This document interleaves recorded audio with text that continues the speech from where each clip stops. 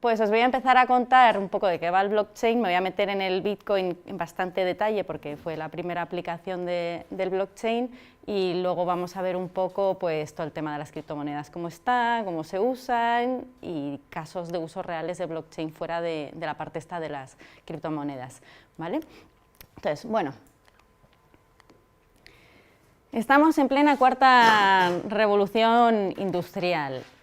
Y de todas esas tecnologías que veis aquí, machine learning, movilidad, los drones, el internet de las cosas, la que dicen que va a tener un mayor poder de revolucionarlo todo es blockchain. Y la historia de blockchain, por lo menos la historia hasta ahora, es muy parecida, es similar a la de internet. Y a mí me gusta mucho hacer esa comparación para que entendáis blockchain, cuál es su aplicación, cuál es ese poder de revolución que tiene, transformacional. Entonces, supongo que muchos de vosotros sabréis cómo comenzó Internet, dónde tiene su origen. Y tiene su origen por motivos militares, porque allá en la Guerra Fría las comunicaciones que había eran todas punto a punto, y habían grandes servidores centrales de comunicaciones. Entonces, imaginaros que Nueva York quiere comunicar con San Francisco, en medio en Chicago había un gran servidor de comunicaciones. Pero eso corría el riesgo de que si caía una bomba nuclear en Chicago, se te cortaban todas las comunicaciones en Estados Unidos. Entonces el DARPA, que es el Departamento de Defensa americano, allá por los años 70 empezó a estudiar el tema de las redes distribuidas. Veis aquí, red centralizada, cae una bomba atómica y se nos van al traste las comunicaciones. Entonces empezó, como os decía, con las redes distribuidas. Inventaron el protocolo TCP/IP, que es el que estamos utilizando hasta ahora. Entonces, estas redes distribuidas consisten en muchos nodos de comunicación, muchos servidores unos alrededor de otros. Ya no son servidores centrales únicos, de tal forma que si se caen algunos de estos nodos o nos los tumban, nos los hackean, siempre hay un camino para llegar de un nodo a otro. Con lo cual, estas redes son muchísimo más seguras, más resistentes a ataques externos y además son mucho más baratas, porque estos nodos, estos servidores de comunicaciones no tienen que ser tan resistentes como el de las redes centralizadas, pueden ser servidores mucho más estándar y más baratos. Entonces, como veréis, Internet ha traído a las comunicaciones una gran transformación, y es blockchain lo que quiere hacer, pero lo que quiere hacer con el valor. El Internet que conocemos ahora le llaman el Internet de la información. ¿Por qué? Porque cuando tú envías un email, una canción, un documento, estás mandando una copia de esa canción, una copia del documento. Pero cuando hablamos de valor, hablamos de acciones, hablamos de dinero, de bonos, de propiedad intelectual. Queremos en realidad mandar el original, no queremos nosotros quedarnos con una copia. Eso es lo que se llama el problema del doble gasto, ¿no? Yo me lo podría volver a gastar. Entonces se dice que blockchain va a llevarnos al Internet del valor. Y blockchain sobre el valor quiere hacer lo mismo que Internet ha hecho con las comunicaciones. ¿Y el valor? ¿Qué es el valor? El valor son activos, es la propiedad de los activos. Y ese valor vive en registros. Por ejemplo, el dinero vive en los sistemas bancarios del banco. El banco sería una entidad de confianza. El valor entonces está viviendo ahora en las entidades de confianza, en los bancos. Los bancos son los que registran cuánto dinero tiene cada uno de nosotros. Y esto funciona bastante bien. Y cuando queremos hacer una transferencia de valor de un banco a otro, queremos hacer una transferencia, necesitamos una serie de intermediarios. Necesitamos cámaras de compensación, procesadores de pagos, etcétera, etcétera. Porque cada una de estas entidades de valor tiene sus propios registros contables, sus propios sistemas, y no confían el uno en el otro. Como no confiamos el uno en el otro, necesitamos de terceros que hagan las reconciliaciones. Imaginaros un pago entre el Santander y el BBVA, entre un cliente del Santander y uno del BBVA de 3.000 euros. Pues tiene que bajar el balance en un lado 3.000 y subir el balance en el otro. ¿Y cómo hacemos eso los bancos? ¿A la de 3 nos ponemos de acuerdo? No, necesitamos todos estos mecanismos intermedios. Y el Internet es solo una capa de comunicación, solo sirve para comunicarnos los cambios del valor, pero el valor no vive en Internet, el valor donde vive es en las entidades de confianza. En este caso que estamos hablando de sistema financiero, el valor vive en los bancos. Y esto funciona bien, o sea, nos sirve, pero ¿qué pasa? Que es lento, es costoso, puede tener errores, tenemos que andar haciendo reconciliaciones entre bancos. Pensad en una transferencia internacional y olvidaros de los TransferWise y tal. Transferencia entre banco y banco. ¿Cuánto puede tardar una transferencia a Estados Unidos? No sé si alguno de vosotros habéis hecho alguna transferencia, os ha tocado estudiar fuera en algún momento. Pues puede tardarte 3 o 4 días y hay veces que no sabes dónde está tu dinero, si va a llegar o no, y se producen errores. Más o menos 1 de cada 200 transferencias tiene un error y hay que llamar a los bancos corresponsales para ver dónde se ha quedado pillada esa transferencia. Entonces, bueno, funciona, pero no es perfecto. ¿Qué pasaría si todos los bancos, todas las entidades de confianza, compartiéramos el mismo registro sobre el valor, sobre la propiedad de los activos? Si todos tuviéramos una misma base de datos, pues que ya no tendríamos que confiar los unos en los otros, confiaríamos en esa base de datos. Entonces, con blockchain se dice que el valor vive en la comunidad, vive en todos, porque todos estamos compartiendo ese registro. Entonces ya no hace falta que hagamos reconciliaciones, y además esto es automático y en tiempo real, es totalmente instantáneo. Imaginaros esa transferencia, disminuye un lado, sube en el otro, pero es que realmente estamos viendo todos lo mismo. Pues igual que os comentaba con Internet, pues esto está hiperreplicado, ¿no? Este registro, pues igual que teníamos muchos nodos, aquí si nos tumban unos cuantos servidores, podríamos recuperar la información de los otros y no nos tenemos que gastar tanto dinero en unos servidores más complejos, más resistentes y más seguros, porque esto ya de por sí ya es súper seguro. Total, ¿qué es blockchain entonces? Pues blockchain es simplemente una base de datos distribuida, compartida, muy segura, que registra la propiedad de los activos y que además nos ofrece una nueva forma de operar con ellos. Como os decía, base de datos. Esta base de datos permite añadir transacciones, pero no puedes borrarlas, es inmutable, entonces no hay forma de trampear al sistema. Además es compartida, como hemos dicho, todos tenemos la misma copia de ese registro, de esa base de datos o ledger, que es como lo llaman en inglés. Habréis oído Distributed Ledger Technology. Es más o menos un sinónimo de blockchain, no exactamente, pero a veces se usa indistintamente un término y el otro.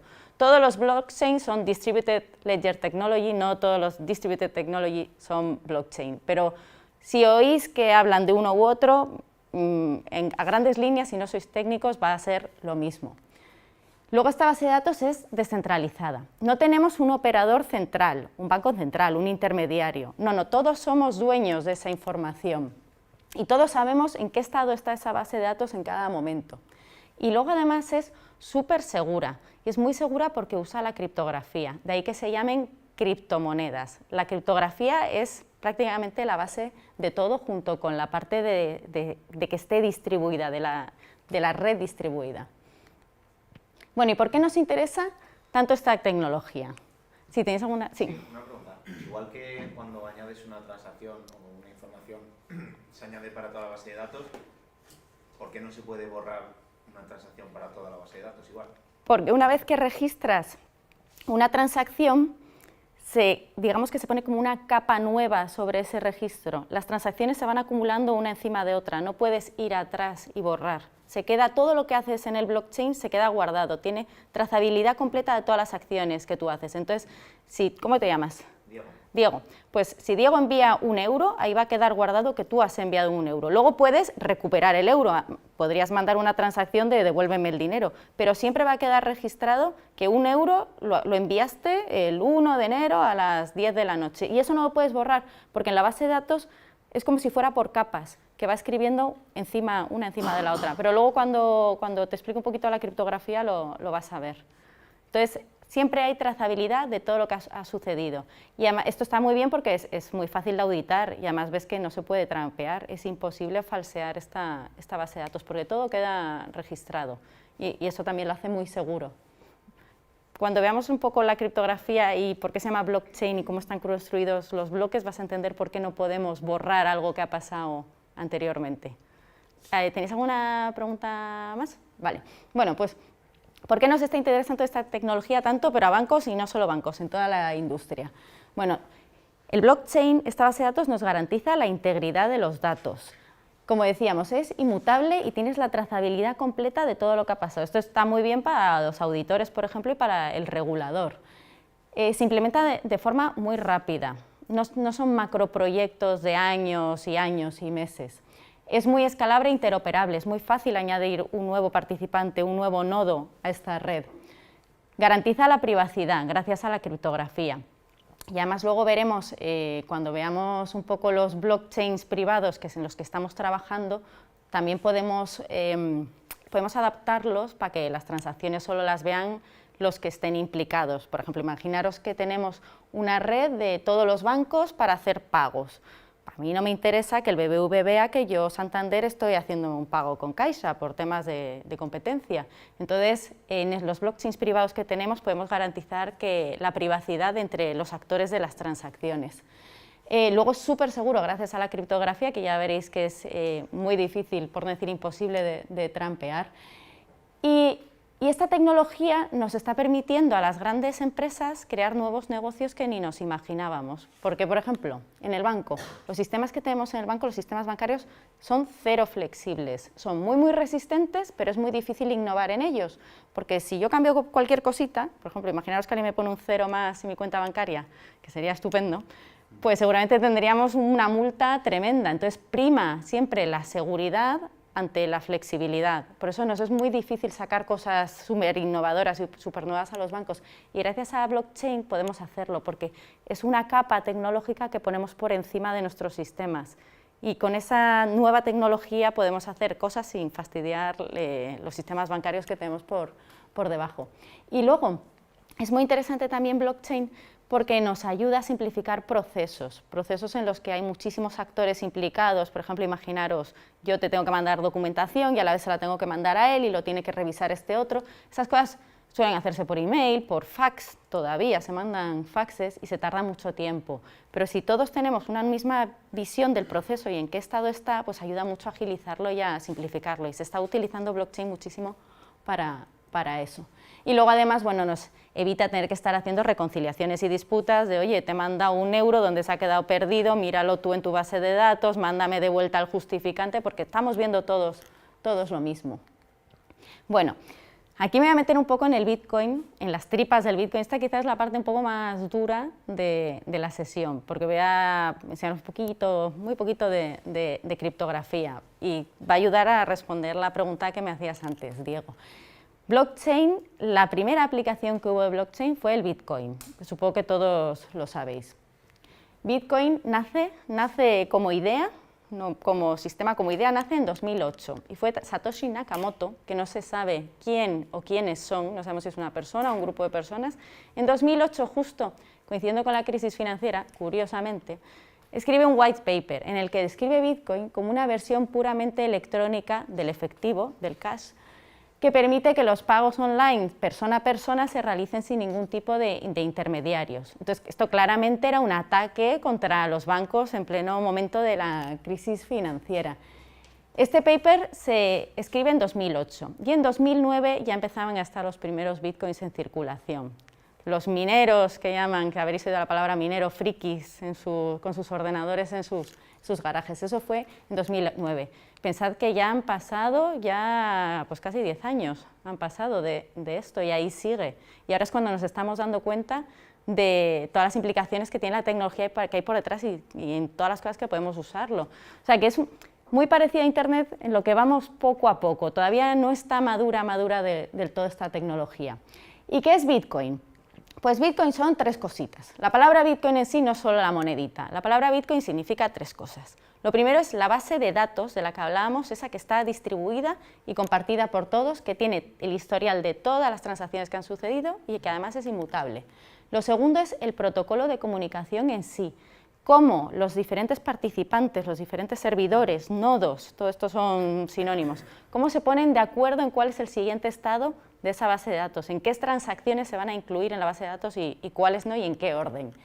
Y luego, lo tercero que todos conocéis, es el token, la monedita, el Bitcoin, que tiene 2 objetivos principales. El primero es que es un incentivo anti-spam. ¿Por qué? Porque cuando tú haces una transacción en el Bitcoin tienes que poner una pequeña comisión. Entonces, si alguien quiere atacar la red con un ataque DDoS, que se llama el DDoS, de Denial of Service, que es que empieza a lanzar transacciones vacías, o sea, mando 0 euros a Diego, mando otros 0 euros, No puedo hacer un ataque masivo porque voy a tener que estar pagando comisión por cada una de esas transacciones, entonces me sale muy, muy caro tumbar la red de Bitcoin, es imposible de tumbar. Lo que me voy a gastar en fees, en comisiones, es más de lo que yo voy a poder robar de esa red. Y luego además es un incentivo para procesar transacciones. Los mineros, los participantes de la red, se van a llevar un premio por participar en la red y por estar validando las transacciones. Entonces el Bitcoin, aparte de la monedita con la cual intercambiamos valor o invertimos en ella, además sirve la propia moneda para que la red no te la tumben y para tener a todos esos participantes contribuyendo y minando, validando las transacciones. Bueno, ¿y cómo conseguimos en Bitcoin, porque hemos estado aquí hablando de participantes, nodos, mineros, transacciones, cómo conseguimos en Bitcoin que haya confianza entre los participantes sin que haya ningún tipo de intermediario? ¿Cómo lo conseguimos sin que haya una entidad central, un gobierno, una empresa? Simplemente un montón de mineros, de nodos, de participantes conectados unos entre otros y aquello funciona, tú mandas un Bitcoin y le llega perfectamente, nadie te roba. ¿Cómo hacemos esto? Bueno, pues se consigue gracias a tres cosas. La principal, la criptografía. La criptografía sirve para proteger los activos, los tokens, gracias a firmas digitales y una cosa que se llama hashes, que os voy a explicar luego, que quizás es la parte complicadilla de esta sesión. Sirve para garantizar la integridad de esta base de datos y para garantizar que las transacciones son auténticas y que la identidad de las personas que están realizando esas transacciones también es auténtica, que son quienes dices que son. Todo esto con la criptografía, que lo vais a ver dentro de un rato. El segundo pilar importante para tener confianza sin tener terceros es la colaboración. Tener esa red de nodos, de servidores todos interconectados, que todos comparten la misma base de datos y que se ponen de acuerdo en cuáles son las transacciones que se van a incluir. Si el 51% de los nodos que validan están de acuerdo, la transacción se incluye. El 51%, la mayoría tienen que estar de acuerdo para que se incluyan las transacciones en la base de datos. Y luego, por último, el código. El código está distribuido, el algoritmo está distribuido y replicado en todos los nodos, en todos los servidores. La base de datos, como os decía, solo permite agregar transacciones, tiene todo el historial y es inmutable y no se puede cambiar. Por lo cual tenemos una única fuente de la verdad. ¿Hasta aquí todo entendido? Lo de ponerse de acuerdo en... ¿Cómo se ponen de acuerdo? Sí, o... no, ¿y en base a qué sobre todo? Si no me gusta esta operación, no... Bueno, no es me gusta o no me gusta. Tú piensas que esto es un algoritmo que todos los ordenadores, que todos los servidores tienen instalado y que siempre ejecutan lo mismo. Entonces, más que no ponerme de acuerdo, es de, tú estás validando, a ti te han llegado 10 transacciones de la gente que tenías más cerca, a mí me han llegado otras 10 transacciones de los que tengo yo más cerca. Bueno, pues esto es porque así es Internet, ¿no? Unos son de China, les llegarán los de China antes que los de Estados Unidos. Entonces, yo propongo a la red que las transacciones nuevas que se van a incluir en la base de datos son las mías que yo tengo más cerca. El otro va a proponer las suyas. Y esto es una cuestión de rapidez. En cuantos más nodos validen mi bloque, el que yo he generado, y todos estén de acuerdo y lo vayan incluyendo, los otros al final lo que van a hacer es descartar lo que estaban validando, lo que estaban haciendo y continuar con lo que había hecho yo. Van a adoptar lo que yo estaba hecho, van a copiar, ¿vale? O sea, al cabo de más o menos, que ahora lo veremos, de unos cuantos bloques de transacciones, si ves que el de al lado lleva más transacciones que tú y la mayoría también están yendo por otro camino, digamos como que te unes, ¿no?, a lo que estaban haciendo el resto.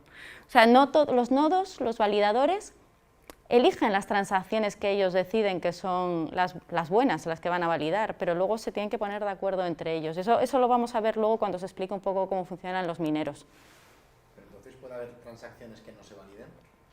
En realidad se validan, pero tardan, algunas tardan más tiempo, y suele ser las que tienen una comisión pequeña, porque tú puedes elegir la comisión que quieres poner a la transacción, pero los mineros, los nodos validadores de Bitcoin no son tontos, entonces van a escoger primero las transacciones que tengan una comisión más alta. Si tú pones una comisión muy pequeñita, pues igual tu transacción en vez de validarse en 10 minutos tarda 2 días, o sea, acaba entrando dentro de la base de datos, pero puede tardar más.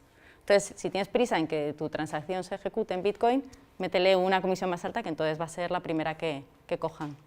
Pero bueno, es que no quiero meteros todavía a la complejidad de los mineros antes de tiempo. Quiero que cuando lleguemos a esa hoja os lo cuento y ahí entenderás bien lo de las transacciones. Vale, entonces voy a meterme un poquito en criptografía para que entendáis cómo esto es tan seguro y por qué también se llaman criptomonedas. ¿Alguno sabe algo de criptografía? Nada, ¿verdad? Bueno, la criptografía simétrica, esto se inventa en los años 70, esto lleva aquí muchísimo tiempo, la tenéis en todos vuestros ordenadores, en todos vuestros dispositivos, en el WhatsApp tenéis criptografía simétrica, está por todos lados. Aquí no hemos inventado la rueda, simplemente blockchain está utilizando algo que ya teníamos y que a nadie se le ocurrió juntarlo pues, con redes distribuidas y con otras características técnicas. Bueno, pues la criptografía asimétrica, o también llamada de llave pública, consta de un par de una llave pública y una llave privada. Imaginaros que esto pues, son dos cadenas de caracteres con letras, números, como si fueran dos claves larguísimas de 32 bits. Bueno, pues la clave pública y la clave privada están ligadas criptográficamente la una a la otra. Imaginaros Guerra Fría, los americanos mandando un mensaje a sus tropas en el frente que no quieren que los rusos descifren. Bueno, pues los americanos en el frente disponen de una llave privada que digamos que es como una contraseña que desencripta los mensajes que se encripten con la llave pública. Ejemplo, el emisor, el americano, quiere mandar el mensaje hola, utiliza su llave pública, que da igual que la gente la conozca porque con ella no va a poder hacer nada más que cifrar, pero no descifrar, cifra el mensaje, el hola se transforma en una serie de caracteres ilegibles y cuando llega al receptor, el receptor dispone de la llave privada, que sería como la contraseña, que descifra ese archivo y lee el mensaje hola. ¿Vale? Eso es una llave privada y una llave pública. Con la llave pública encriptas, con la llave privada desencriptas y lees el mensaje. ¿Está ahí todo correcto? Vale, estas están ligadas una a la otra. Si tienes la llave pública, nunca vas a saber cuál es la llave privada. ¿Vale? Ahora, ¿qué pasa? Si cojo la llave privada y la pública y les doy la vuelta. La llave privada y la llave pública son en términos por así decirlo, de string, ¿no? De cadena de números, son iguales. O sea, teniendo una o la otra no sabes cuál es la pública y la privada, es según el uso que les des. O sea, son intercambiables. Puedes usar la privada para cifrar y la pública para descifrar sin ningún problema. Lo de la palabra público-privado es si tú la compartes o te la quedas para ti mismo, ¿no? Entonces, las llaves estas públicas privadas nos sirven para firmar. Y cuando digo para firmar, ¿qué significa esto? El emisor firma un archivo con su llave privada, que es secreta, que no la comparte, ¿vale? El receptor puede verificar si ha firmado el emisor. ¿Por qué? Porque si le aplica la llave pública, lo puede descifrar. Entonces sirve para firmar transacciones. O sea, os voy a poner un ejemplo. Yo quiero enviarte un Bitcoin. A Diego, que como es el único nombre que me sé, te quiero enviar un Bitcoin. Yo firmo esa transacción con mi llave privada, que es mía. La pública la conoce todo el mundo, porque la llave pública es como si fuera mi dirección, mi cuenta bancaria, ¿vale? Esa es como si fuera mi cuenta bancaria. Entonces yo firmo con mi llave privada. Y cuando llega esa transacción a la red, van a comprobar si ese Bitcoin mío de verdad lo estoy enviando yo. Como tienen mi llave pública, la van a usar para descifrar mi firma. Si consiguen descifrar mi firma, significa que yo tengo la llave privada, porque si hubiera firmado con otra llave privada hubieran usado mi llave pública y no lo hubieran podido descifrar. Entonces sirve para comprobar firmas. Esto es complicado, esta es la parte más complicada de... ¿Y si alguien te roba la llave privada? Iba a decir, estás jodido, pero estamos siendo grabados, pues pierdes todos tus fondos. De hecho, ese es el problema cuando oís, se han robado bitcoins. La red de Bitcoin no se puede hackear, es que lo que te han robado es tu llave privada, la has guardado mal. Es como si fuera tu contraseña de... ¿Tenéis cuenta bancaria? Sí, ya tenéis cuenta bancaria, ¿verdad? Pues si fuera tu clave de firma, tu firma digital. Cuando vas a mandar dinero, el banco te pide que firmes la transacción. Pues es algo así, es algo que tú te tienes que guardar y que va ligado a tu dirección, a tu IBAN, a tu cuenta bancaria, lo uno con lo otro, es como un símil, para que os hagáis una idea. Entonces, las transacciones en Bitcoin tú las firmas con tu llave privada, en Bitcoin, en Ethereum y en todos los blockchains. Mira. Es la parte más frágil. Efectivamente. De hecho, esta es la parte más frágil. Esto es un ejemplo de llave privada de Bitcoin. ¿Veis? Son letras, números, etc. Esto es imposible de que alguien te lo descifre. O sea, conociendo tu llave pública, que va a ser también una cadena de caracteres y números como esta, conociendo tu llave pública, que es a donde te van a mandar el dinero, por cierto, si tú le dices a alguien, envíame bitcoins, te la van a mandar a tu llave pública, bueno, al hash de tu llave pública. Pues, conociéndola, nadie va a poder descifrar cuál es tu llave privada. Sabéis que se hackean las contraseñas y cada vez más os están pidiendo oye, que sean más complicadas, que tengan una mayúscula, una minúscula, un asterisco, un tal. Bueno, esos son complicadillos, pero con los ordenadores de hoy en día podrían descifrarlas. Tú te pones un ordenador a intentar calcular claves, igual se tarda una semana o un mes, pero te la clava descifrando. Esto es imposible, imposible, por ahora, que todavía no tenemos ordenadores cuánticos. Esto, para que os hagáis idea del número de combinaciones que son 32 bits, son 10 elevado a las 77 posibles combinaciones. El número de átomos del universo es 10 elevado a la 80. ¿Os imagináis el número de combinaciones que hay aquí? O sea, aquí hay gente que dice que puedes estar 32 años utilizando la energía del Sol en un sistema, en un servidor, para conseguir descifrar una de estas claves. Entonces, por eso lo hace tan robusto. Cuando te roban tu clave de Bitcoin, es que te la han robado de verdad, te la has dejado en un papel y te la han quitado, han accedido a tu ordenador y te la han robado, pero no es porque nadie te la haya descifrado. Entonces, cuando oís de robos de Bitcoin o de robos de casas de cambio o tal, es porque les están robando las claves privadas, pero no las están descifrando. Entonces, vamos a ver aquí un ejemplito de cómo sería una transacción de Bitcoin. Tendríamos los detalles de la transacción, pues en este caso el destinatario, que es B, la cantidad de Bitcoins que vamos a mandar, que son 2, la comisión, que ya os dije que era voluntaria la cantidad que cada uno pone y mejor ponerla en mercado para que tu transacción se procese rápido. Y luego tenemos una parte que es la parte de la firma digital. Entonces, aquí veis que A firmaría con su llave privada, que esa es la que no comparte la transacción, se produce una firma digital y los validadores, los nodos de Bitcoin, lo que van a hacer es verificar que es auténtica, que de verdad es A quien está enviando esta transacción, porque al aplicarle la llave pública la van a desencriptar.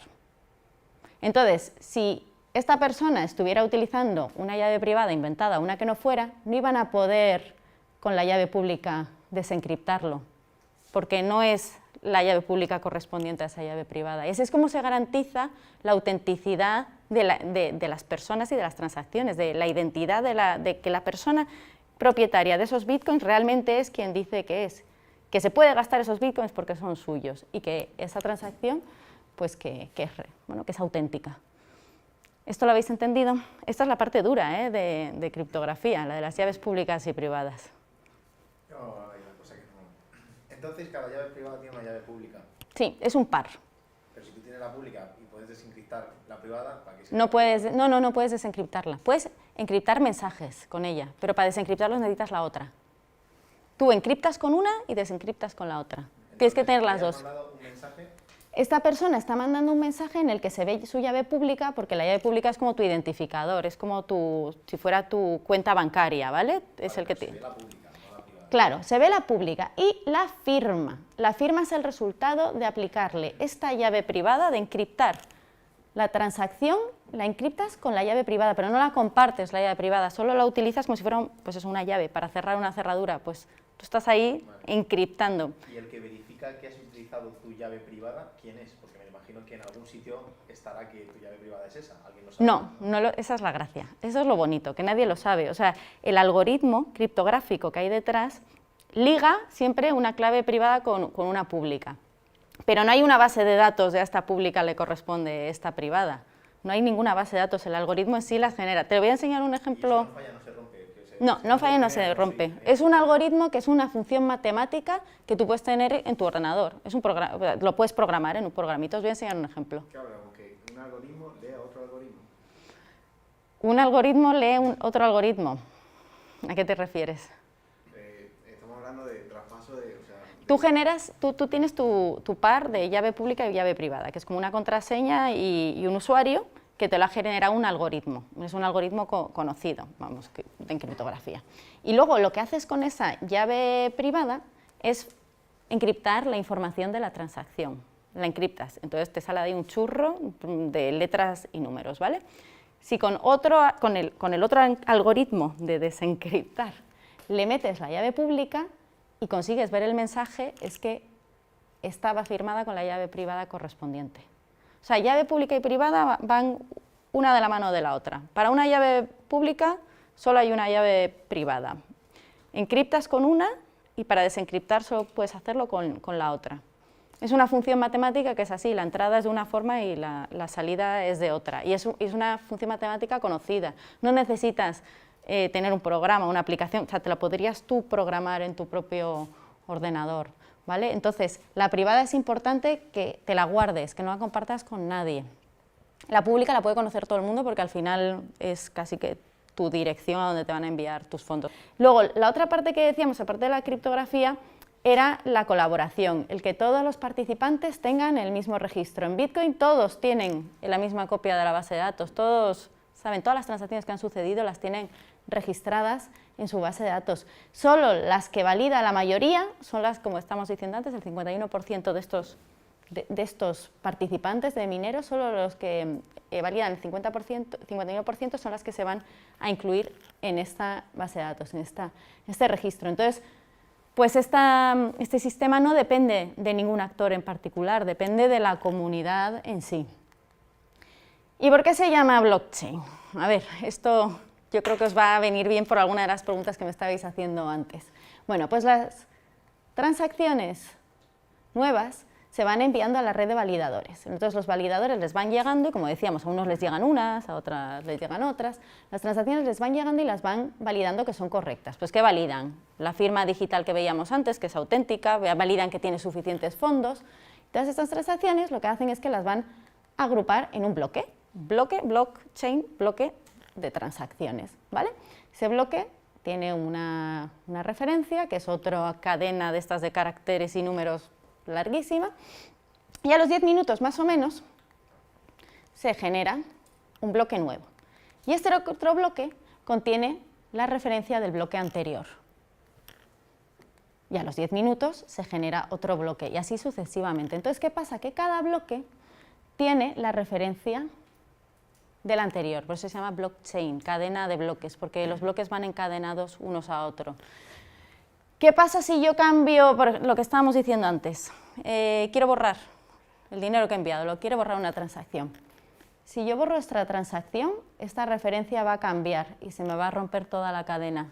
Por eso no puedo cambiarlas. Porque cambiar una transacción podría ser también que yo quiero trampear el sistema y quiero decir, oye, que no he enviado este dinero para volver a gastármelo. Y todos detectarían que yo estoy intentando hacer un cambio, porque las referencias se romperían. Y eso os lo voy a enseñar en una web que está muy bien, os lo voy a enseñar ahora dentro de un rato. Por eso se llama blockchain. Los mineros. Ay, perdón, hay una pregunta. Ah, sí, bueno, voy a intentar tocarlo todo, ¿eh? Luego habrá algunas cosas que seguro... Quiero entender lo de que no hay intermediarios, pero sí que hay intermediarios. Llámale que es un mercado, es un grupo de... la mayoría, digamos. No son participantes, o sea, intermediarios, cuando tienes un intermediario... No hay nadie que regule... Sí, pero o sea, los participantes son los mineros. Bueno, que es la pregunta que iba a hacer. O sea, tú como para ti como usuario que no minas, pues tus intermediarios sí que serían todos los mineros validadores, pero la red en sí no tiene intermediarios. O sea, por ejemplo, entre los bancos sí que tenemos un banco central, tenemos cámaras de compensación, Visa, Mastercard, procesadores de pagos. Aquí no hay intermediarios, es participante contra participante, y no hay nadie que regule, me diga esto es correcto o no, nos ponemos de acuerdo entre todos. Los mineros. Los mineros, servidores, nodos, todas estas palabras que estábamos usando que valen para lo mismo. Estos son los responsables de validar las transacciones y agruparlas en los bloques que veíamos antes. Entonces, para minar, para validar, emplean un alto poder computacional, emplean muchísima energía. ¿Por qué? Porque tienen que encontrar la solución a un puzzle criptográfico, tienen que adivinar un número. Y el primero que lo adivina es el que se lleva el premio. Entonces, todos están compitiendo por minar el bloque, por ser el primero en encontrar la solución a un puzzle criptográfico, que no os preocupéis porque lo vais a ver con vuestros ojos, lo que es minar os lo voy a enseñar dentro de un rato en una demo. Entonces, el primero que lo resuelve, como os decía, recibe una recompensa y son 12,5 bitcoins. Acordaros que hace unos meses el bitcoin estaba a 10.000 euros, es que es una pasta. Entonces, hemos pasado de que los mineros fueran los frikis que estaban en sus garajes utilizando sus ordenadores, sus tarjetas gráficas mientras no jugaban a los videojuegos. Se dedicaban a minar, dejaban el ordenador por la noche minando, validando, iban ganando pues, unos bitcoins que en aquella época no valían nada. Ahora son empresas, se llaman granjas de minería. Como veis son estanterías y estanterías de servidores. Esto ya es un negocio, claro.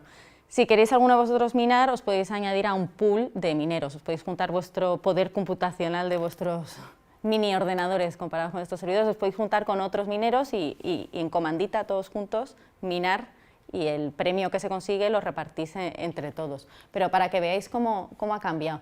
Y esto gasta muchísima energía. O sea, están diciendo, comparando lo que gasta, la energía que gasta Bitcoin con la que gastan países como Holanda. Dicen que para validar una transacción de Bitcoin es la misma energía que se gastaría en un hogar americano durante una semana. Por eso este modelo va a tener que cambiar. ¿Y dónde están los mineros?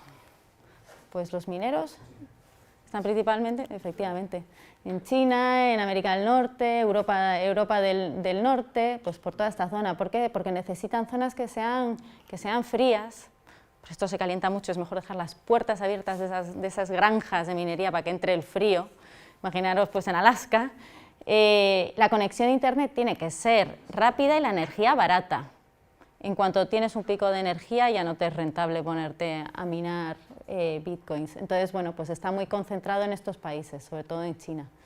Con lo cual, bueno, hay gente que le hace más gracia o menos gracia a Bitcoin porque creen que está dominado por los chinos. Pero bueno. Y ahora, las funciones hash. Veréis, ¿os acordáis de esas referencias que estábamos hablando de los bloques, que tiene una referencia al bloque anterior y os decía esto es otra cadena de caracteres y números muy larga, pues parecida a las llaves públicas y privadas? Pues se llaman hash. La función hash es una función criptográfica que lo que hace es que le metas el input que le metas, ya puede ser un archivo o frases, lo que te dé la gana, te lo va a convertir en un string de caracteres que tiene una longitud fija y siempre va a tener la misma longitud independientemente del tamaño que tenga lo que le metas, que puede ser una foto, un documento o lo que te dé la gana. ¿Para qué sirven las funciones hash? Pues sirven para certificar. Por ejemplo, imaginaros un documento que pues en vez de ir al notario, o un título, efectivamente, entonces esa información o una foto o lo que sea para la propiedad intelectual de las cosas, de la música, tú le pasas la función hash, te va a dar un string de caracteres. Entonces, si tú quieres, y esto lo puedes, pues, imaginaros, lo podrías publicar en el ABC o en La Razón mañana, este hash, y certificar que ese documento es válido y que fue firmado tal día a tal hora. Si yo ahora llegara con un documento o una canción diferente y le pasara la función hash, al ser diferente me va a dar una salida diferente. La misma entrada de datos va a darte siempre la misma salida de datos, ¿vale? O sea, es imposible modificar el mensaje sin que cambie el hash. Y tampoco puedes descifrarlo, ojo. O sea, esto también te sirve para cifrar información, para transmitir información sin que se sepa lo que es. Tú simplemente dices, esto ha pasado, este documento se ha firmado, pero no le estás enseñando a nadie lo que se ha firmado, ¿vale? Y como veis, por ejemplo, pues aquí tenemos el zorro rojo, camina, tenemos este hash. Cambia solo una letra y ya la salida no tiene nada que ver. Por eso no hay correlación ninguna, es muy difícil descifrarlo. Y las funciones hash tienen un papel muy importante en todo el blockchain. Como veíamos antes cuando os enseñaba ese bloque, en el minado. ¿Por qué es importante en el minado? Bueno, en el minado y en la integridad de las transacciones. Cada bloque y cada transacción, todo en Bitcoin, se le pasa por la función hash. Pero en concreto los bloques se le pasa por la función hash y es como si fuera un identificador de ese bloque. Si yo cambio, esto ligado con la pregunta de antes, si yo cambio cualquiera de estas transacciones, el hash me va a cambiar. ¿Qué pasa? Que lo vamos a detectar todos los validadores enseguida que alguien está intentando hacer trampas, porque nos va a cambiar el hash respecto a lo que nosotros ya teníamos registrado. Entonces nos facilita muy rápidamente detectar cualquier cambio, cualquier hackeo de la red.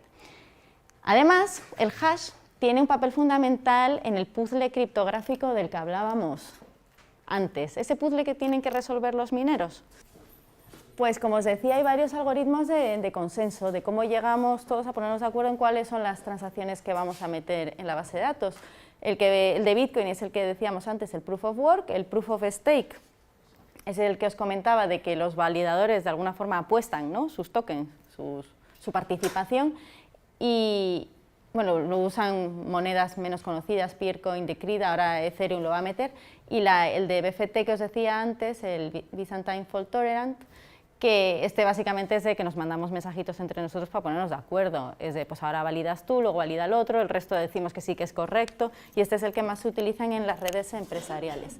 Luego os había comentado, a ver, sí, habíamos visto que toda la información es pública, nos habíamos metido en el explorador, nos hemos metido dentro del bloque, nos hemos metido dentro de la transacción, habéis visto los balances. Y bueno, para terminar el bloque un poco de Bitcoin, ahora que yo creo que ya sabéis un poco las tripas del minero, el hash, las funciones criptográficas, ¿cómo funcionan de principio a fin? El usuario crea la transacción. Bueno, antes de crear la transacción tiene que tener un wallet, que ya vimos un ejemplo de llave pública privada, crea la transacción y la firma con la llave privada. La transacción se envía primero a unos pocos participantes, se envía para su validación. Si es válida, estos van a retransmitirlo al resto. Si no es válida, la van a descartar.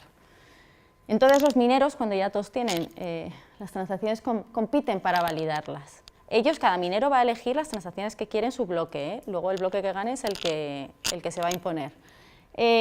Incluyen la transacción junto a las otras en los bloques, intentan resolver el puzzle criptográfico, el minero que primero resuelve ese puzzle criptográfico, el que encuentra ese numerito que hace que el hash empiece por ceros, va a retransmitir el bloque que él ha minado, el bloque con las transacciones que él ha elegido, junto con la solución de ese puzzle, para que el resto validen que realmente él es el que ha ganado el puzzle. Porque además, entre las transacciones estas va a haber una transacción nueva, que va a ser el de darle 12,5 bitcoins a ese minero que ha generado ese bloque, y eso también lo tienen que validar el resto.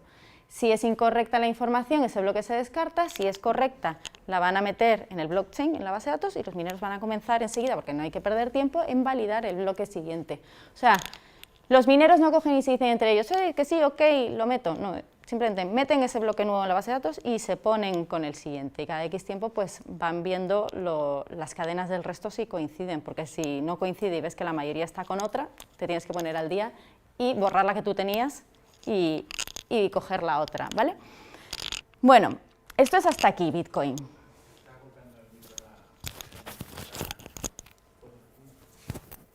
Ya, esto de grabar tiene sus complicaciones. Vale, bueno, pues hasta aquí con Bitcoin. Ahora vamos a olvidar Bitcoin. Ethereum trajo una innovación adicional que se llaman Smart Contracts. Ethereum, su base de datos no es Diego manda a Miguel un Bitcoin, Coti manda a fulanito 2 Bitcoins. Lo que hay en la base de datos de Ethereum son programas informáticos que se llaman Smart Contracts. Esto tiene un potencial tremendo y lo que estamos usando, los blockchains que estamos usando las empresas, son blockchains que tienen esta funcionalidad de Smart Contract. ¿Y qué es el Smart Contract? Pues mira, como os decía, Bitcoin, la base de datos básicamente lo que está guardando es como si dijéramos balances y transacciones. Lo que se guarda en Ethereum son programitas, pues como este. Eso es lo que se guarda en la red de Ethereum. Y estos programas son programas informáticos que están distribuidos y que todos los mineros, todos los validadores, tienen el mismo programa informático. ¿Qué pasa? Que cuando se ejecuta ese programa informático, siempre va a dar a todos el mismo resultado. Es un resultado determinista. Entonces, esto viene muy bien para poner cláusulas legales, por ejemplo. No todas las cláusulas legales se pueden poner. Eso de smart contracts no significa que sean contratos inteligentes, ni son contratos ni son inteligentes, pero se pueden parecer o pueden ayudar. Cláusulas que podemos poner aquí, las que queráis, pues por ejemplo, que un pago se realice cuando llegue tal fecha, o a llegar cierto saldo se recargue la tarjeta. O sea, le puedes dotar comportamiento a los activos, le puedes dotar, iba a decir behavior, le puedes dotar funcionalidad a los activos. Y cuando digo activos, cualquier tipo de activo, es una canción, música, por ejemplo, pues que cuando se reproduzca, que se le pague al autor, por ejemplo. Eso se puede programar con un smart contract. O sea que en estas redes de Ethereum ya no solo hay tokens, no solo hay moneditas, hay programas informáticos, hay aplicaciones sobre eso. Y esto tiene un potencial tremendo, y esto pasa en Ethereum y en Bitcoin no. Pues a mí cuando me preguntan, y esto es opinión personal, Bitcoin o Ethereum, pues yo lo siento, yo Ethereum. Entonces, aquí lo que veis, por ejemplo, este contratito, este programita, esto sería dentro de un banco, un programita que simularía un banco, esto sería la función de transferir dinero. Así, 4 líneas, ya tendrías una función del banco programada. O sea, te permite hacer de todo.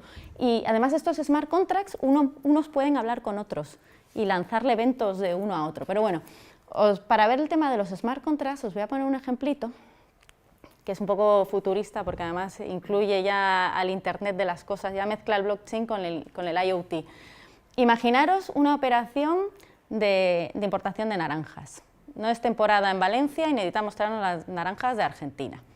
El importador y el exportador, junto con sus bancos, tienen una red de blockchain en la que despliegan un smart contract, que es ese acuerdo que han firmado para la compra-venta de estas naranjas. Entonces, en este smart contract intentan reflejar algunas de las cláusulas legales. Por ejemplo, que si las naranjas llegan en mal estado, se va a reducir el precio un 20%. Vamos a pagar menos porque llegan malas. ¿Cómo podemos saber que están malas? Pues, por ejemplo, con un sensor de temperatura dentro del container.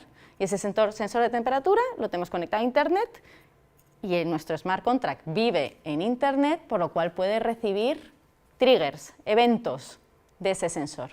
Además, si las naranjas llegan tarde, le vamos a meter otro descuento de un 20% al precio. Con lo cual, lo que estamos haciendo es estamos automatizando todas esas condiciones. Y además, como todos somos dueños de ese smart contract, todos lo vemos, todos estamos de acuerdo. Entonces, cuando el sensor mande una señal de que la temperatura ha excedido la temperatura estándar del contenedor, automáticamente se va a registrar en el smart contract y va a lanzar una acción que va a decir reducir el precio un 20%.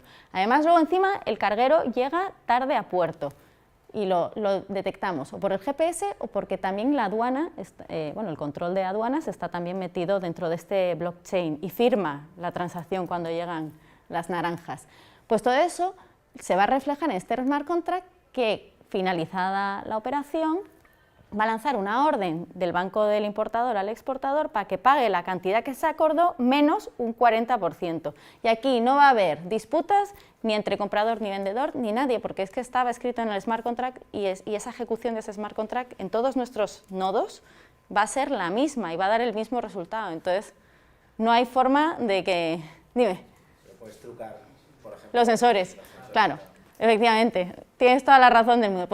Trucarías los sensores, pero este ejemplo es para enseñaros el potencial de los smart contracts. Entonces, cuando decimos un carguero, aquí podemos decir música o cualquier otra cosa, o votos, o lo que queramos. Entonces, es verdad que puedes trucar los sensores, pero bueno, ahí tendrías que hacer auditorías de los sensores. Tendrías que hacer muestreo y cada X tiempo mandar a una auditora que comprobara que no los han trampeado.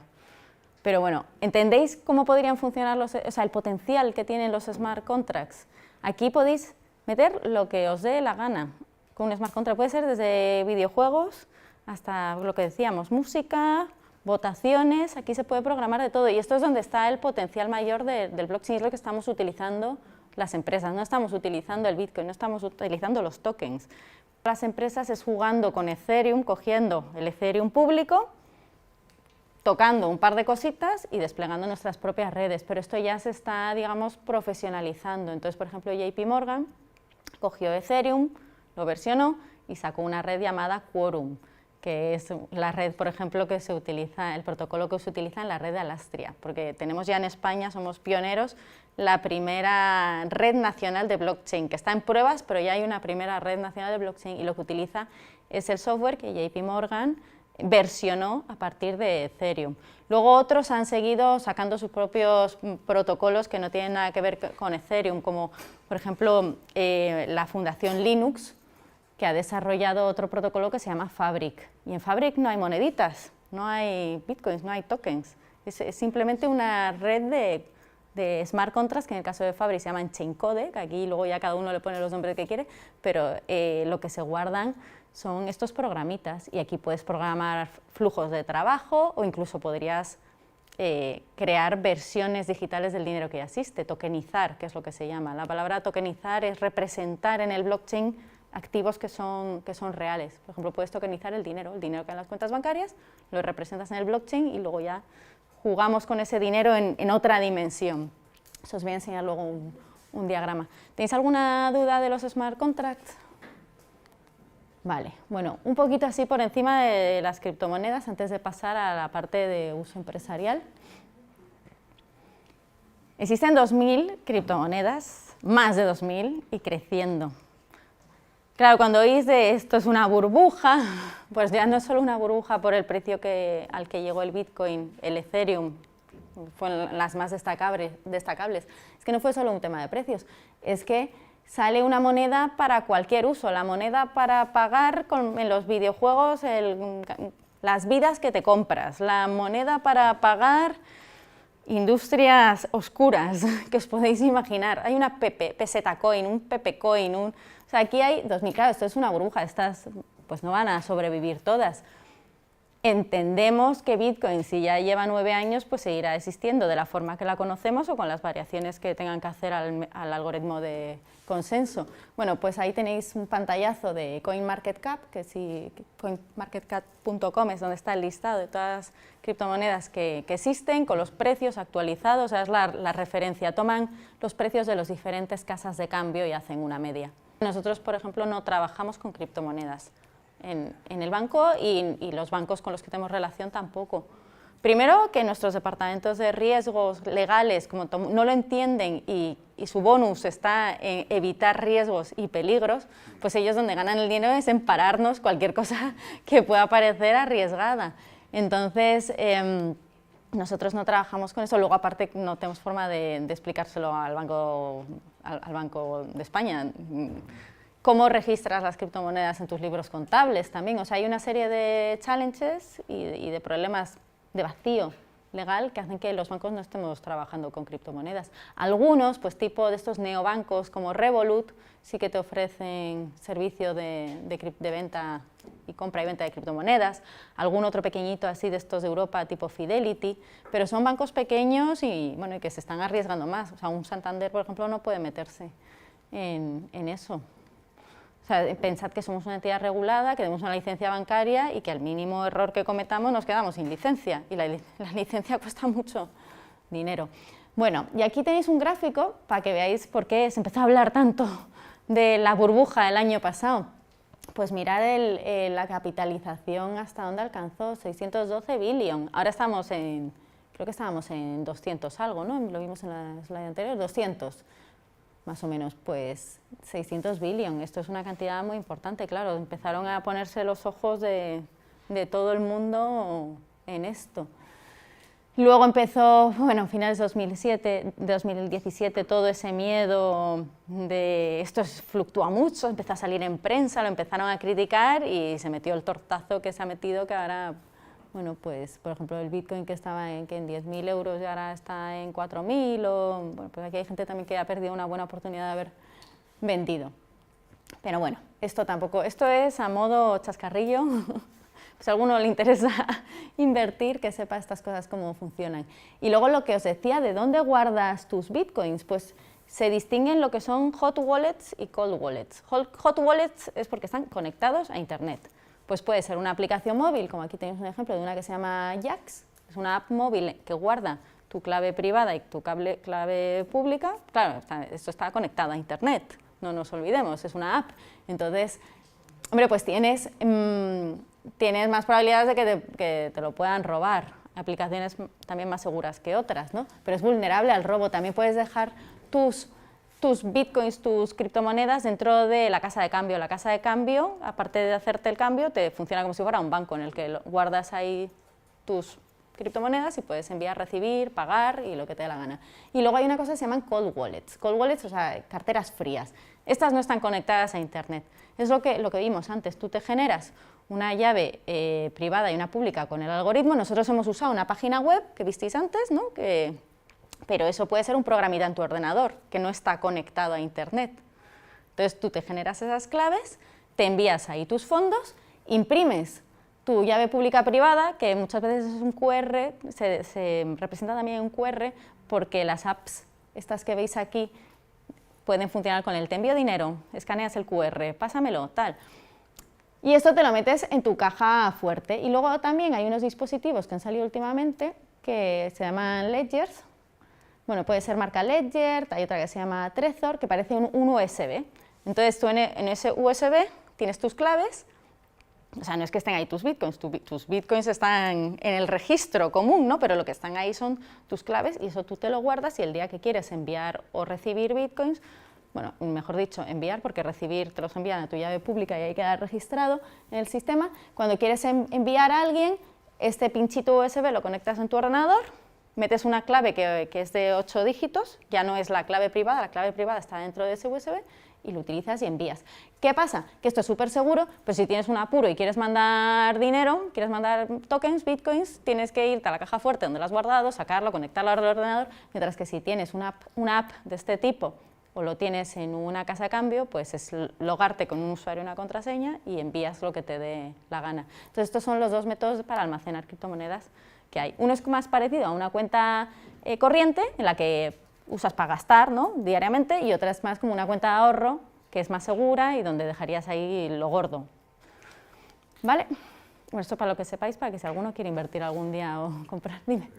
Y a los bancos tradicionales, ¿por qué no les interesa hacer esa función de, o sea, de recibir depósitos de... No, sí, a ver, interesar nos interesaría, pero es que como... Eso no es arriesgado, ¿no?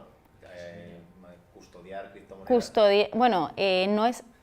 nos lo hemos planteado también, o sea, no custodiar criptomonedas, sino custodiar las claves de la gente, hacer el custodio de las claves, de tus llaves privadas públicas, porque tú piensas que nosotros, los servidores que tenemos están súper protegidos, entonces, ¿qué mejor sitio para guardar? Igual que guardamos tu clave del banco, guardar tu clave, y sí que se ha planteado, pero ¿sabes qué pasa? Que cuando vas a la gente de riesgos o a la gente de legal a plantearle estas cosas, tienes que pasar 80 comités, te ponen pegas por todas partes y al final alguien que te dice no, sin justificártelo. Entonces todavía están todos los bancos mirando unos a otros a ver si lo hace el otro, a ver qué dice el Banco de España.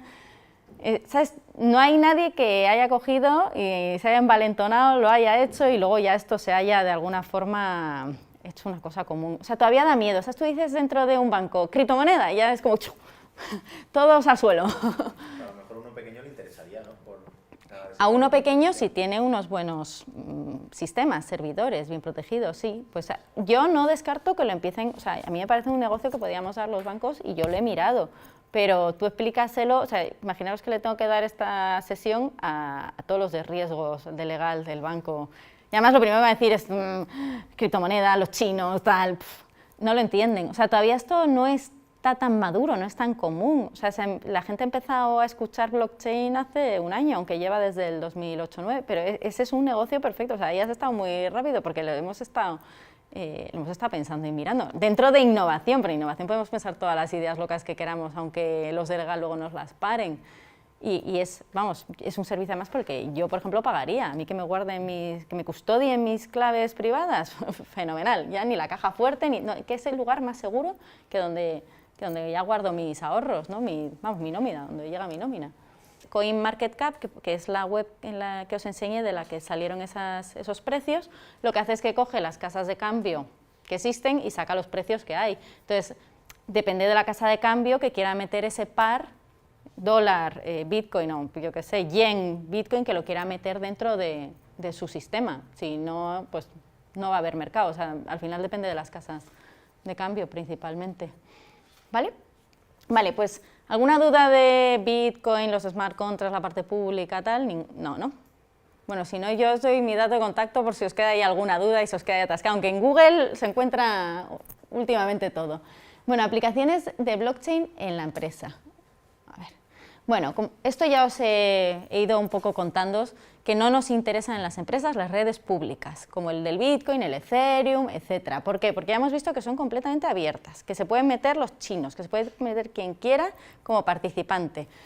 Por otro lado, todos los datos son públicos. Nos hemos metido en un explorador de bloques, hemos visto las transacciones, los bloques, el hash de ese bloque, cuántos bitcoins se estaban transaccionando dentro. Y luego además tienen su propia criptomoneda, su propio bitcoin, su token, que no nos interesa ni a los bancos ni a las empresas en general. Entonces, ¿qué nos interesan? ¿Las redes privadas o las permisionadas? Una red privada, por ejemplo, es la que haríamos todos los bancos de Santander para compartir información o para hacer pagos entre nosotros, y sería solo del Santander, y nadie tendría ni por qué saber ni que existe, privada. Una red permisionada es una red en la que es pública en alguna forma, porque tú puedes optar a unirte, pero es privada en la parte en que tienes que pedir permiso para poder acceder. O sea, es privada porque se decide quién puede acceder y quién no. Y eso sería, por ejemplo, la red de Alastria, la red que el CEU es parte de la red. CEU, efectivamente. CEU tuvimos el primer nodo junto con ICADES, los dos Eso primeros es. nodos universitarios. Pues esa es una red que es permisionada, en la que cualquier empresa se puede unir, pero le tenemos que dar permiso a las que ya estamos dentro para unirse. Entonces esas son las redes que nos interesan a las empresas, las privadas y las permisionadas. Suelen ser operadas pues, por consorcios, por organizaciones. Una red privada del Santander es operada por el Santander. O sea, ya no esto es completamente abierto, descentralizado, esto ya es un poquito más centralizado, ¿no? O operadas por consorcios, por ejemplo la Alastria, pues por la propia asociación de Alastria, es la que pone las reglas del juego, por así decirlo. Son además bases de datos que son privadas, no son completamente abiertas, porque no nos interesa por un tema de competencia que el BBVA vea lo que el Santander está haciendo con Caixa, por ejemplo. Eso no, hay que ocultarlo, eso se cifra para que solo lo veamos nosotros y además no compartimos todos los datos con todos, los compartimos, por ejemplo, tenemos lo que se llaman canales, tenemos un canal con el BBVA, otro canal con Caixa, entonces los dos tenemos la misma fuente de información, la compartimos entre nosotros, es como si tuvieras varias bases de datos todas juntas, por así decirlo. Y entonces la información es confidencial. Y luego podemos tener un token o no, pero en general no necesitamos de un token. Si estamos haciendo transferencias internacionales, lo que tenemos es el euro en el blockchain, no tenemos el Bitcoin. Y luego si estamos haciendo un workflow, un proceso, pues ahí no necesitamos monedita ni necesitamos nada, solo llevar la trazabilidad de todas las acciones que se han hecho en ese proceso. ¿Y eso ya existe, digamos, la relación de Santander con BBVA a través de blockchain, de información? Que no, algo que No, todavía no. Ni nada. No tenemos ningún proyecto con ellos. O sea, tenemos proyectos con otros, para cosas. O sea, con BBVA en concreto tenemos... No, por ejemplo, BBVA o cualquier banco. Ah, bueno, no, sí, se está usando. O sea, todavía son pilotos, ¿eh? Y hay alguno que otro ya saliendo a producción. Ahora os cuento luego ejemplos al final, ¿vale? De cositas que se están haciendo. Vale, bueno, dentro de cómo usamos las empresas el blockchain hay una cosa que se llama tokenización que es esencial. Esencial cuando queremos traducir lo que son activos, pues el dinero, los valores, los bonos, y lo queremos traducir al mundo blockchain, se llama tokenizar. Tenemos una amiga, María, en común, que hace una comparación muy graciosa del proceso de tokenizar. Dice que esto de tokenizar es como la película Avatar, que tú tienes tu cuerpo humano, lo metes en esa cápsula, ¿no? Y se te replica tu cuerpo en el otro mundo, y tu cuerpo humano, que solo puede pues, andar, saltar y tal, luego en el mundo Avatar, pues puede dar todo tipo de piruetas, tiene otro color, tal. Bueno, pues esto es algo parecido. O sea, los activos reales se quedan donde están, los representamos en el mundo blockchain y ahí en el blockchain podemos hacer con ellos lo que queramos. Los podemos dividir, los podemos partir, los podemos intercambiar instantáneamente, les podemos poner condiciones, comportamiento, etc. Entonces, ¿cómo lo hacemos? Aquí tenemos un esquema de cómo tokenizaríamos dinero, en este caso, por ejemplo. Entonces, en el sistema bancario tú tienes un registro, una base de datos con todas las cuentas de los clientes. Cada una de estas celdas es la cuenta de cada uno de vosotros que tiene un saldo. Imaginaros que tenemos un sistema de pagos instantáneos que utiliza blockchain y que si queréis usarlos podéis dar de alta y podéis daros de alta y decir pues, cuánta cantidad queréis enviar, ¿no? Por este sistema de pagos instantáneos en blockchain. Ese dinero que queréis enviar, lo que vamos a hacer nosotros en el banco sería meterlo en una cosa que se llama cuenta ómnibus. Una cuenta ómnibus es como una macrocuenta donde se juntan los fondos de todo el mundo. Ya no es una cuenta para cada uno, es una cuenta con el dinero de todos. ¿Qué pasa? Que cuando vuestro dinero entra en esa cuenta ómnibus, tenemos un sistemita, un programita que está escuchando lo que pasa, los movimientos que se hacen entre cuentas bancarias y se da cuenta de que María quiere tokenizar su dinero para hacer una transferencia instantánea.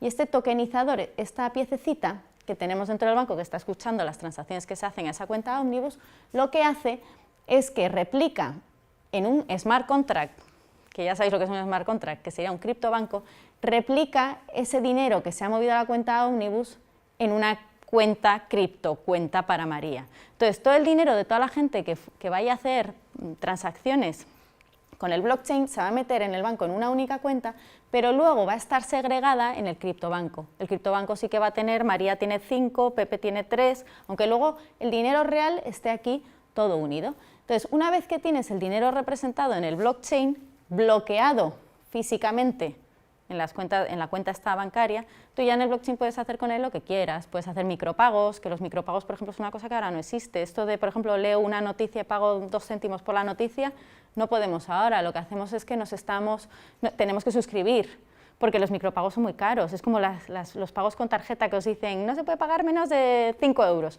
porque luego la comisión es de 1, exagerando, y entonces pues es que el pago con tarjeta no sale rentable. Entonces, una vez que ese dinero está tokenizado, pues con él puedes hacer, por ejemplo, micropagos, le puedes poner comportamiento, que a vencimiento de tal contrato se pague, o sea, se le puede meter programación. Y quedan aquí todos segregados. Lo bueno es que este dinero, o sea, la diferencia que tiene con las criptomonedas, mejor dicho, es que este dinero que está tokenizado tiene un respaldo real en el banco. No es como el Bitcoin, que detrás del Bitcoin, ¿qué hay? No hay dinero, no hay oro, no hay nada, y lo que hay es pues que nos gusta, ¿no? Y que tiene el valor que nosotros le damos. En el dinero tokenizado sí que habría un respaldo dentro del banco. Lo mismo podríamos hacer con acciones. Las acciones las podríamos representar en el blockchain, los bonos, cualquier tipo de activo, ya no solo bancario, las canciones, todo se puede tokenizar, ¿vale?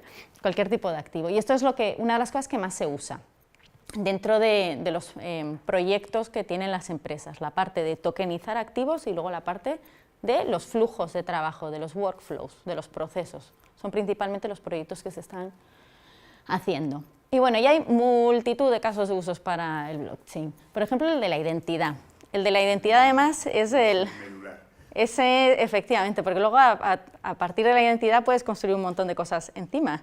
La identidad es uno de los primeros casos de uso que se está viendo en esta red de Alastria, de la cual CEU sois miembros.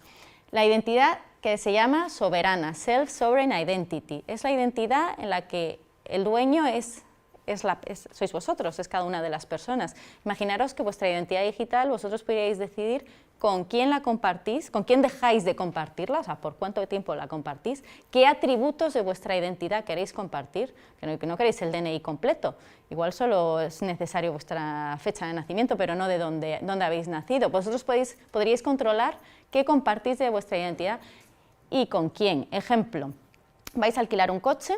Las compañías de alquiler de coches solo necesitan saber que sois mayores de 21 años o de 26, no sé cuál es el límite, pero no necesitan vuestra fecha de nacimiento. Vosotros podríais compartir simplemente que sois mayores de edad y que eso estuviera atestado por una entidad como yo qué sé, por el gobierno. O sea, aquí imaginaros un blockchain en el que hay ciertas entidades que son las que, digamos, que emiten certificados diciendo que vosotros sois quien sois, que os habéis sacado el carnet de conducir, que habéis estudiado en el CEU, que tenéis este título o el otro. Todo puede quedar guardado en esa identidad digital vuestra y vosotros vais a aplicar a un trabajo y podéis decidir qué compartís de esa identidad, que tenéis este título o no lo tenéis. Y eso es la identidad self-sovereign que se dice. Y se está ya empezando a construir, bueno, hay prototipos en blockchain. Ya sobre esa identidad digital podéis hacer un montón de cosas, como por ejemplo las votaciones. Y una vez que ya se sabe quién sois digitalmente, además vosotros firmáis con vuestras claves, pues ya se pueden meter las votaciones en el blockchain. Eso está muy bien porque tú puedes gestionarlas al momento, puedes saber al momento los votos, puedes hacer el recuento. Dime. Esto va como al contrario o sea, iría en contra de aquellas empresas que, por ejemplo, su método de financiación es conseguir información y luego venderla. Es como un camino hacia la privacidad. Tú tendrías que darles acceso a tu información. Igual tú puedes cobrar por ella. Claro, o sea que tú puedes monetizar tu información. Bueno, esto todavía le queda camino, pero esto es este es el objetivo, a donde se quiere ir. Que tú seas dueño de tu propia identidad y tú decidas quién la usa. Y puedas controlar, es como ir abriendo y cerrando puertas, ¿no? Aquí sí, o poniendo tics, con este sí comparto, con este no. Entonces, bueno, esa sería como una base pues, para, por ejemplo, pues, las votaciones. Ya no tendríamos los fraudes que hay ahora. Historial académico, de eso también podemos hablar de unos cuantos títulos inventados que hay por ahí. Imaginaos que estuviera en el blockchain, que fuera la universidad quien te lo certifica, inmutable. Eso también se está trabajando en ello. Quizá vosotros seréis los primeros que lo tengáis, ya tenemos pruebas ahora mismo. Luego, bueno, pues el registro de la propiedad, se puede registrar cualquier tipo de activos. Ay, perdona, ¿qué ibas a...? Se registran actualmente los diamantes, por ejemplo, que es muy interesante para las aseguradoras, para que no te timen de que es el diamante que tú decías. O sea, hay ciertas propiedades del diamante se pueden grabar en el blockchain. Música y medios, lo que comentábamos antes, de que las canciones tuvieran un smart contract que según se oyen va el dinero directamente al autor de la canción. Y luego pues también hemos comentado, por ejemplo, los micropagos, pero aquí hay multitud de casos de uso. Se está viendo mucho, por ejemplo, pues caso de las naranjas, ¿no? En las cadenas estas de suministro, en la importación, exportación, también en el origen de los alimentos para certificar desde qué granja vienen, que venga todo registrado. Pero bueno, ejemplo, esto es real, el ejemplo de recarga de coches eléctricos se está utilizando en Alemania. Empezó una empresa que se llama Innogy a hacerlo, y sobre la red de Ethereum. Aquí la gracia es que lo que están haciendo es que tokenizan la energía, decíamos que se puede tokenizar casi de todo, tokenizan la energía y tokenizan el dinero. Entonces, tú puedes poner a disposición de otros usuarios, de conductores que tienen coche eléctrico, puedes poner a disposición la energía de tu casa. Entonces tú, por ejemplo, delante de tu chalet te pones una estación de carga y la puedes alquilar a los usuarios de coches, de vehículos eléctricos, pues que anden en la cercanía. Entonces estas personas tienen una aplicación, ven dónde están las estaciones más cercanas, ellos con su wallet de dinero tokenizado te pagan, consumen tu energía, tú ganas dinero por estar alquilando la energía que no estás consumiendo. Y esto ya se está haciendo, y hay como 1000 y pico estaciones de carga en Alemania usando este servicio. Es una democratización también de la energía, ¿no? Un poco estilo uberización de las estaciones de carga. Tú en tu propia aplicación eres tu propio nodo de Ethereum, el medidor es otro nodo, los bancos tienen un nodo y todos compartimos el mismo smart contract que rige todo este funcionamiento. Pero bueno, hasta aquí la parte agradable.